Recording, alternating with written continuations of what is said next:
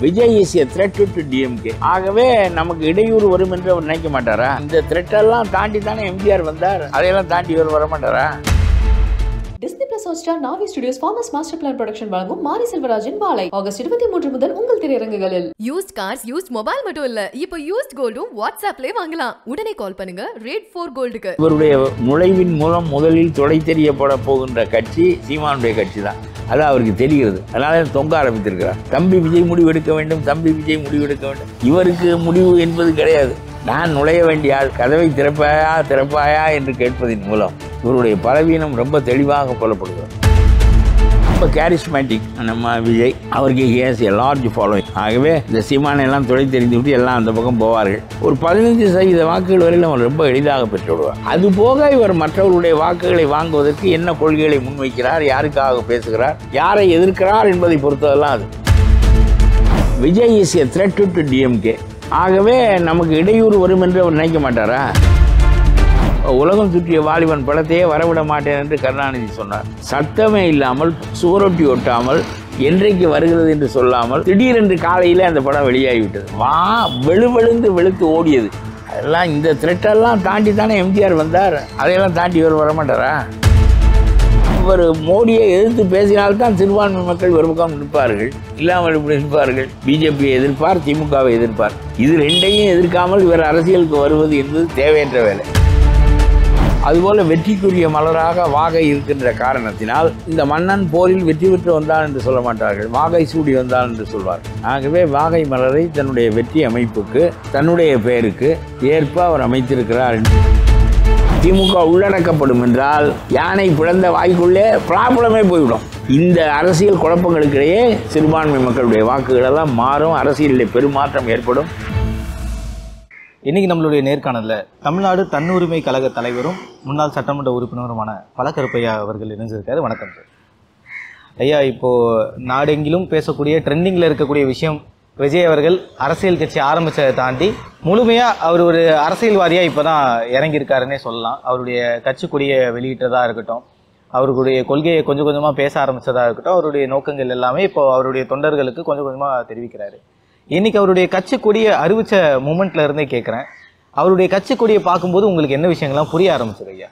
இல்லை, கட்சி கொடியில் இருக்க வாகை மலர் என்பது நல்ல செய்தி தான். ஏனென்றால் சங்க காலத்தில் வாகை மலர் வெற்றிக்கு உரியது.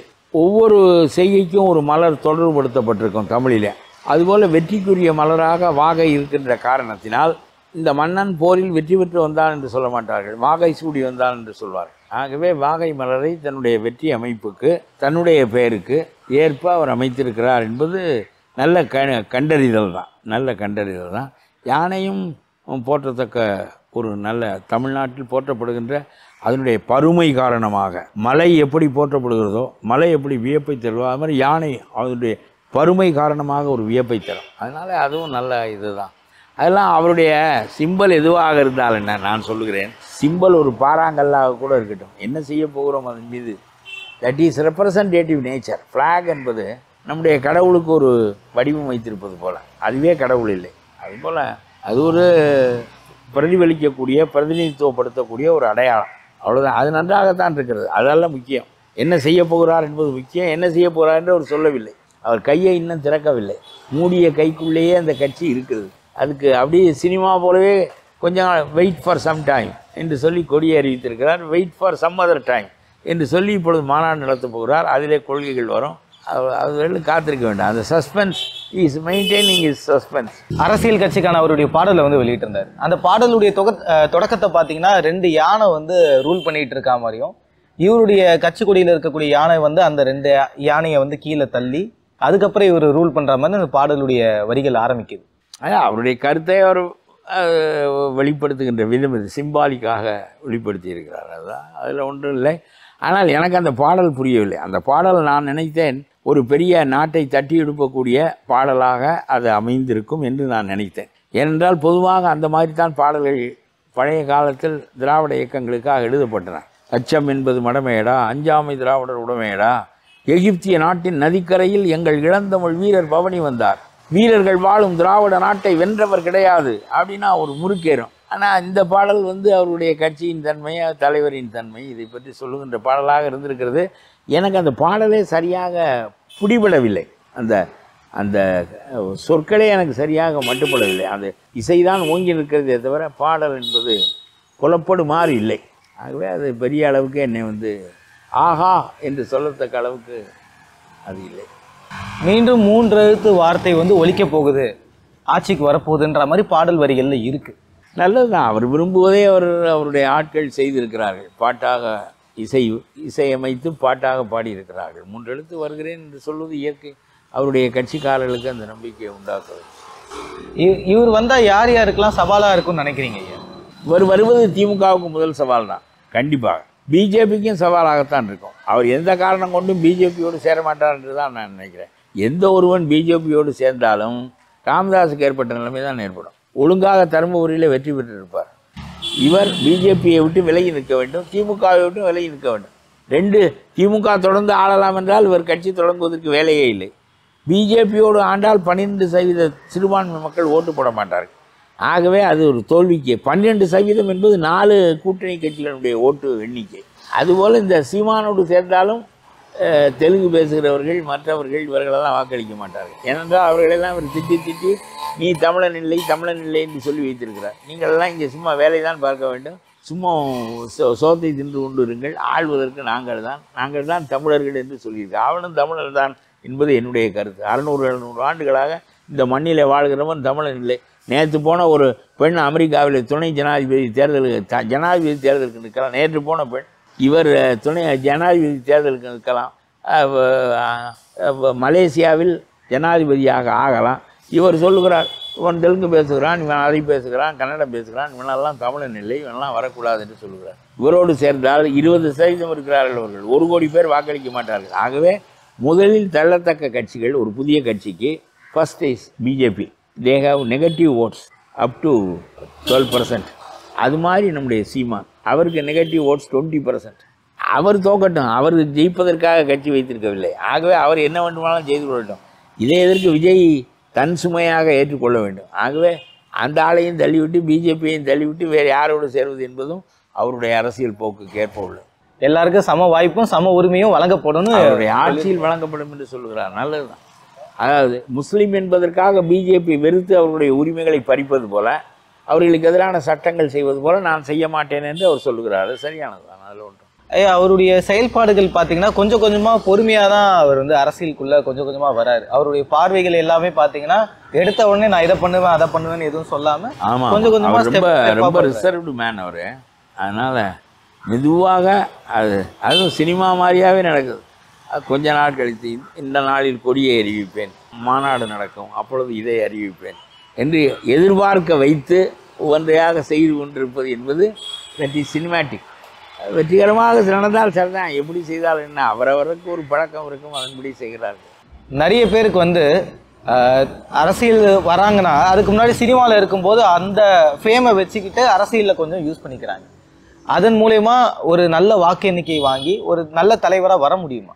விஜய் அவர்கள் அது எவ்வளோ தூரம் பயன்படுத்துவார்? அவர் ஒரு நல்ல தலைவராக மாறத்துக்கு எவ்வளோ வாய்ப்புகள் இருக்குது? ஆனால் இவர் வருவதன் மூலம் நான் சொல்லுகிறேன், தமிழ்நாட்டில் ஒரு 15% வாக்குகள் திமுக அதிமுகவுக்கு மாறாக தனித்து அவர்கள் 2 பேரும் வேண்டாம், இந்த வாக்கை நான் எந்த பூனைக்குட்டிக்கும் நாய்க்குட்டிக்கும் வேண்டுமானாலும் போடுவேன், ஆனால் அவர்களுக்கு போட மாட்டேன் என்கின்ற போக்கு இந்த நாட்டில் கொஞ்சம் சில ஆண்டுகளாக இருக்கிறது. அந்த வாக்குகளில் ஒரு பகுதி தான் விஜயகாந்துக்கு விழுந்தது. 10% வாக்குகளை பெற்றார்.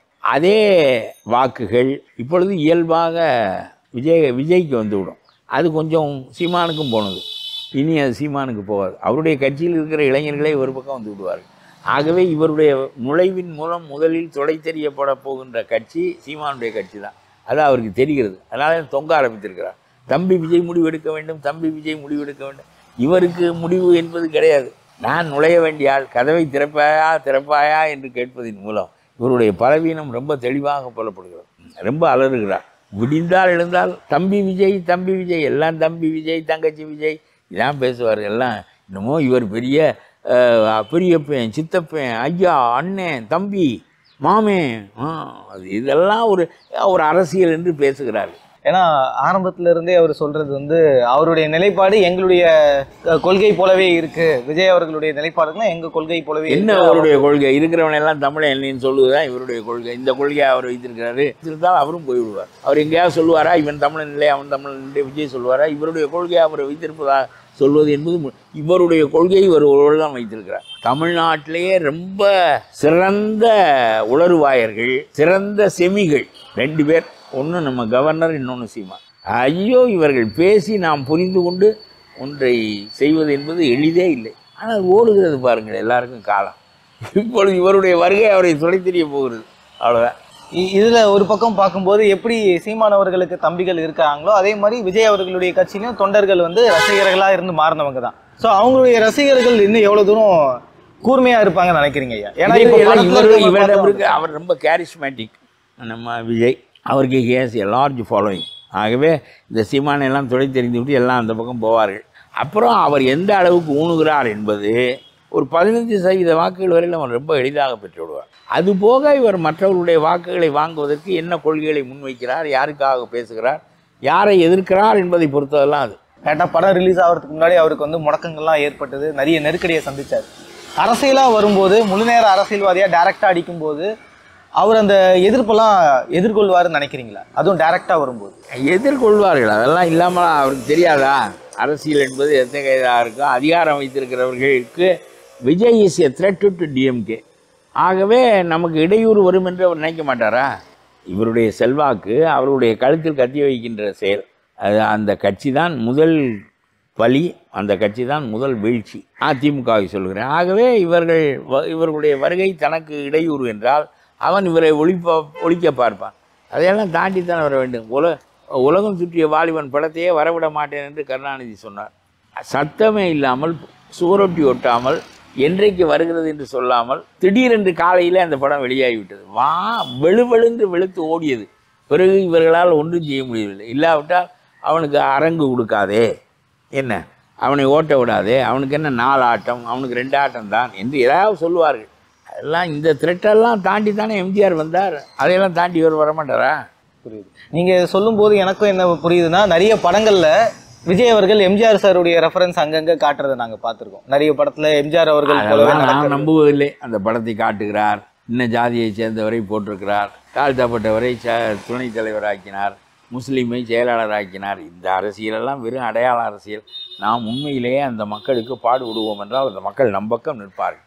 அது நான் கேட்கிறேன். அதாவது மோடியினுடைய பெரிய குற்றம் என்ன என்றால், மனிதர்களை மத அடிப்படையில் பிரித்து பார்க்கின்ற குற்றம். அவன் இந்து, இவன் முஸ்லீம், நாங்கள் it is a Hindu rashtra, one nation, one leader, என்ன இப்படி ஒன் ரிலிஜன் என்று பேசக்கூடியவர் அவர். அதனாலே நாம் எதிர்க்கிறோம். India is multilingual, multi religious, multi cultural. இந்த நாட்டுக்கு எதற்காக ஜாதியின் பேராலும் மதத்தின் பேராலும் வர்ணம் பூசுகிறாய் என்பது நம்முடைய கேள்வி.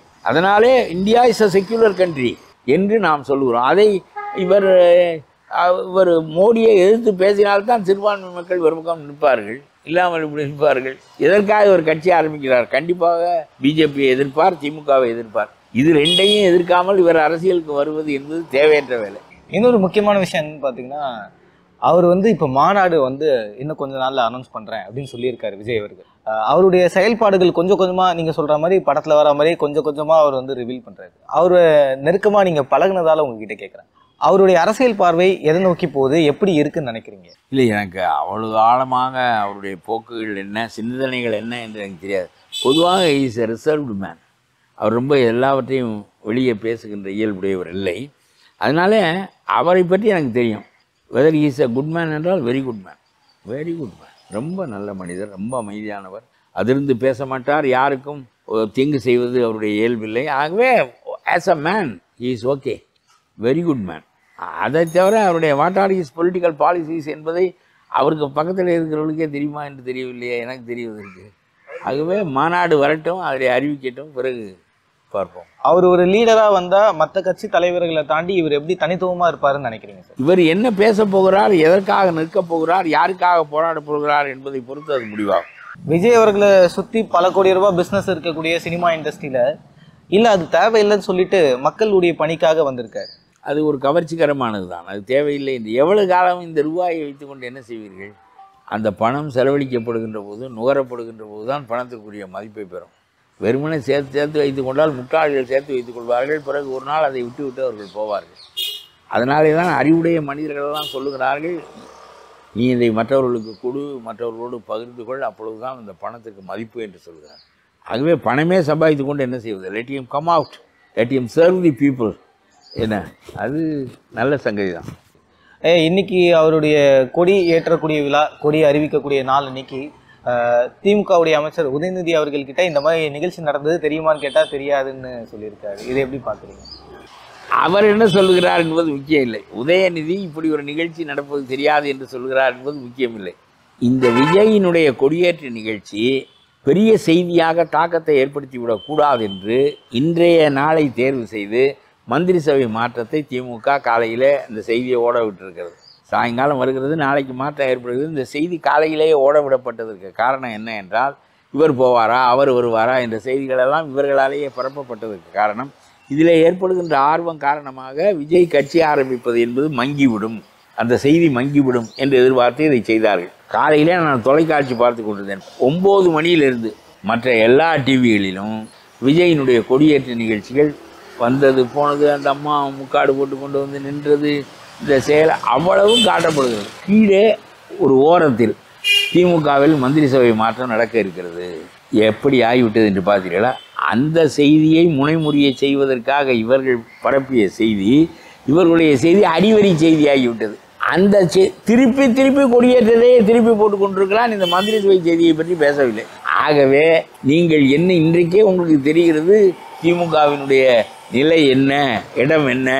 மக்கள் ஊடகங்கள் தான் மக்களை கணிக்கிறார்கள். எதை அவன் விரும்புகிறானோ அதை கொடுப்பார்கள். இன்றைக்கி நாம் சொல்ல வேண்டிய செய்தி விஜய் செய்தியை தவிர மந்திரி சபை மாற்றம் என்னடா பெரிய இது?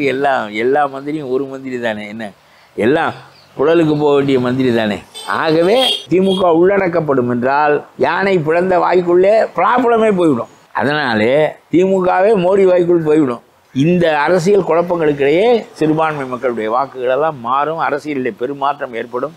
இவர்கள் ஜெயிலுக்கு போகாமல் இருப்பதற்காக மோடியோடு விசுவாசம் காட்டுவார்கள். தமிழ்நாட்டு பேர் நிதிநிலை அறிக்கையில் இருந்ததா, எங்களுக்கு பணம் கொடுத்தீர்களா, 32,000 கேட்டோம், வெள்ளத்துக்காக கொடுத்தீர்களா, 300 தானே கொடுத்தீர்கள், அப்புறம் 32,000 கொடுத்தால் நாங்கள் ஆறுகளை தூய்மைப்படுத்த மாட்டோம், இடையூறுகளை களைய மாட்டோம், அடைத்து கொண்டிருக்கிற வீடுகளையெல்லாம் ஒன்றும் செய்ய மாட்டோம், கல்லூரிகளையெல்லாம் இடிக்க மாட்டோம், அப்புறம் அடுத்த ஆண்டு வெள்ளம் வருகிறோது 32,000 கேட்போம். இதானே இந்த அரசியல்.